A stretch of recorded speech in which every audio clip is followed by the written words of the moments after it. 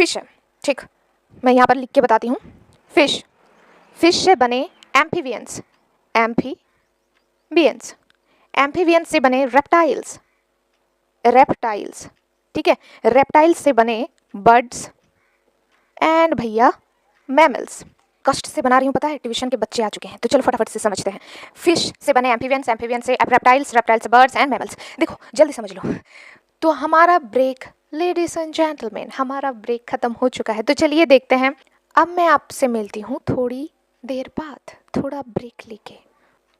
Hi everyone, तो class 11th biology का first chapter हमने स्टार्ट कर दिया था और इसके पहले भी हमने काफ़ी सिलेबस जो है थोड़ा बहुत पढ़ लिया है। तो अगर आपने उन सारे वीडियोस को नहीं देखा है तो नीचे डिस्क्रिप्शन बॉक्स में लिंक है, आप वहां से देख सकते हैं। तो आज का टॉपिक है टैक्सोनॉमी एंड सिस्टमैटिक्स।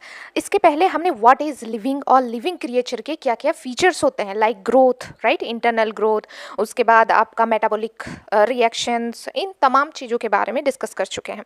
तो प्लीज़ आप डिस्क्रिप्शन बॉक्स चेक करना मत भूलना, ओके।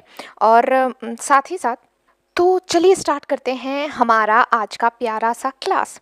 तो जैसे कि मैंने अभी आपको बताया कि हमारा क्या है आज का टॉपिक, टैक्सोनॉमी एंड सिस्टमैटिक्स। देखो टैक्सोनॉमी क्या होता है। टैक्सोनॉमी हेडिंग डालते हैं, मेरे साथ हेडिंग डालो, टैक्सोनॉमी, ठीक है जी, टैक्सोनॉमी। देखो टैक्सोनॉमी मतलब होता है, एक एग्जांपल के थ्रू तुम्हें समझाती हूँ, ठीक है।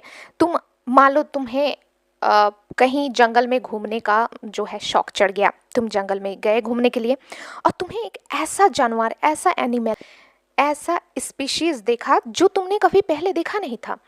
तो तुम मान लो उसको उठाकर ले आए और साइंटिस्ट के पास ले गए और बोला कि चलो इस पर रिसर्च करो क्योंकि ये तो नया स्पीशीज है, आज तक नहीं देखा, राइट। तो क्या तुम्हें क्या लगता है कि वो साइंटिस्ट उस पर रिसर्च करना स्टार्ट कर देंगे?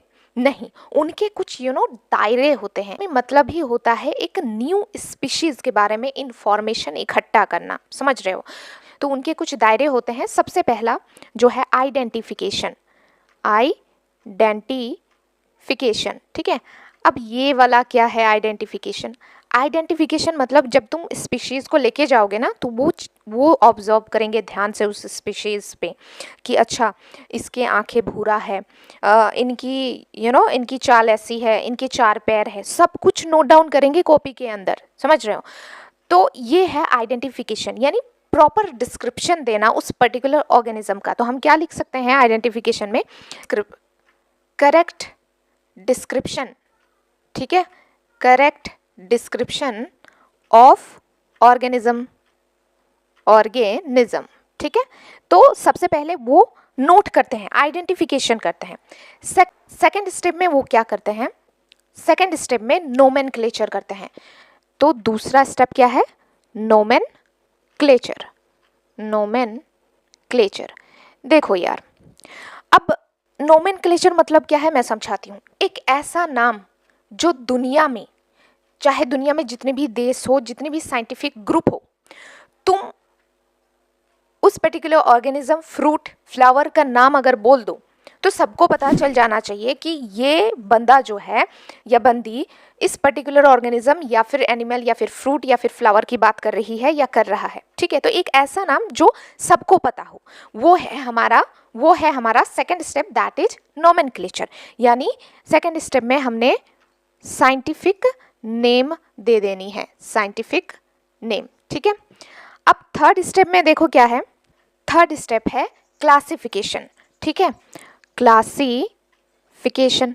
अब ये क्या है देखो, क्लासिफिकेशन मतलब वो पर्टिकुलर ऑर्गेनिज्म किस किंगडम में रखा जाए। जैसे 5 किंगडम पढ़ते हैं ना हम लोग, मोनेरा, प्रोटेस्टा, तो हम उस पर्टिकुलर ऑर्गेनिज्म के बिहेवियर को ऑब्जर्व करते हैं और हम तो क्या साइंटिस्ट लोग करते हैं और उन्हें लगता है कि यस इस पर्टिकुलर ऑर्गेनिज्म को हमें इस किंगडम में रखना चाहिए क्योंकि इस किंगडम के फैमिली मेंबर से इनका कुछ क्वालिटीज़ मैच हो रही है। तो थर्ड स्टेप में हमारा क्लासिफिकेशन। तो हम इसमें क्या लिखेंगे? हम लिखेंगे पुटिंग द ऑर्गेनिज्म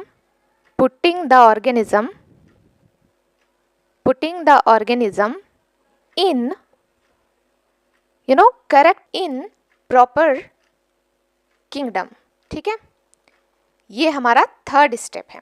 तो पहला है आइडेंटिफिकेशन, दूसरा नोमेनक्लेचर, तीसरा क्लासिफिकेशन। मैं आपसे मिलती हूँ थोड़ी देर बाद, थोड़ा ब्रेक लेके, ब्रेक लेडीज एंड जेंटलमैन, हमारा ब्रेक खत्म हो चुका है। तो चलिए देखते हैं क्या लिखेंगे हम। Taxonomy and procedure of identification nomenclature classification is called taxonomy.